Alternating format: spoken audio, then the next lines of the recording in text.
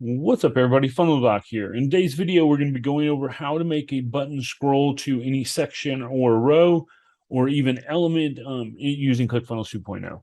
So the first thing, we've got a button set up right here.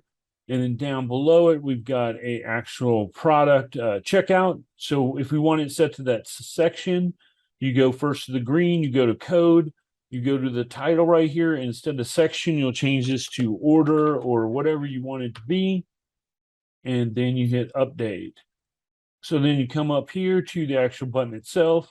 Out of your different elements, it's usually going to be like submit order form or whatever it is you normally open pop-up. For this one, we're going to go to right here to scroll to, and then down below it, you'll pick what the name is. Now you'll see that you're able to even make it go to different like images and things like that. So here's an element, here's a row, here's a section. But since we named our row order, we can see right here is the order section, and we click that and then hit save, and then go to preview. And then here's our button. If we click our button, it will automatically scroll down to the top of the order form.